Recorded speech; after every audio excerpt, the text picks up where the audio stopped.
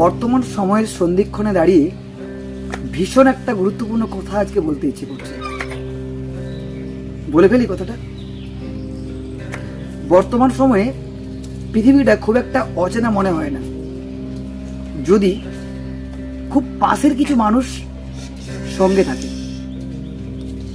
তখনই পৃথিবীটা অচেনা হয়ে পড়ে যখন পাশের মানুষগুলো সঙ্গে থেকেও অচেনা হয়ে ওঠে। তখনই নিজের কাছে নিজেকে খুব একা লাগে আর পৃথিবীটাকে সত্যিই অচেনা মনে হয়। Thank you. মূল্য এবং মূল্যায়ন, এই দুটো শব্দের সাথে আমরা প্রচুর পরিচিত।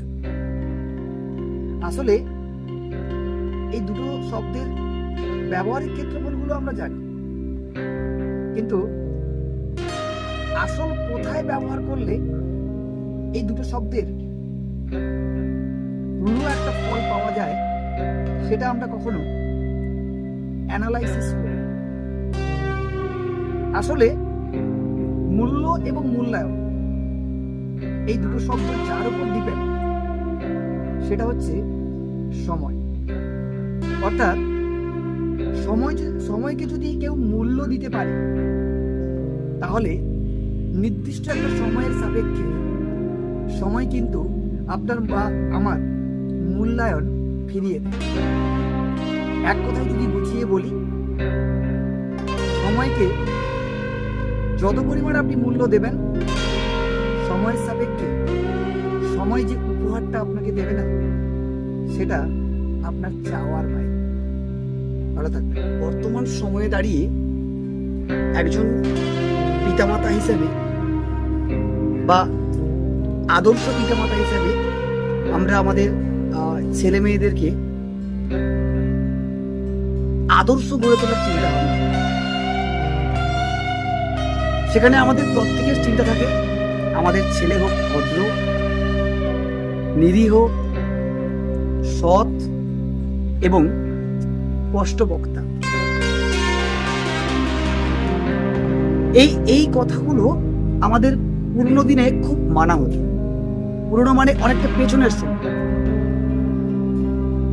বর্তমান সময়ে দাঁড়িয়ে সমস্ত পেরেন্টসরা একবার বুকে হাত দিয়ে ভাবুন তো, সেই জায়গাটা কোথায় দাঁড়িয়ে আছে। আসলে ভদ্র বলতে আমরা ভিতুকেই বর্তমান সময়ে বুঝি। অর্থাৎ যে মানুষটা ভদ্র মনে করি তাকে আমরা ভিতু বলি। পক্ষান্তরে এটাও ঠিক, যে ছেলে মেয়েকে আপনি নিরীহ করতে চাইছেন, সে যদি নিরীহ ওঠে, তাকে সমাজের চোখে দুর্বল ভেবে দেখা। আবার আপনি আপনার যে ছেলেকে আদর্শবান করে সৎ করতে চাইছেন, সেই ছেলেটাকে এ সমাজ বোকা চোখে দেখে। আবার আপনি যে ছেলেটাকে স্পষ্ট বক্তা বানাতে চাইছেন, আদর্শবান করতে চাইছেন, পক্ষান্তরে সেই ছেলে বা মানুষটাকে সমাজের চোখে শত্রু হিসেবে বিবেচনা করা হয়। একবার আমার কথাগুলো মিলিয়ে দেখবেন বর্তমান সময়ের সাথে। যদি কথাগুলো ভালো লাগে, পাশে থাকবেন। সবাই ভালো থাকবে।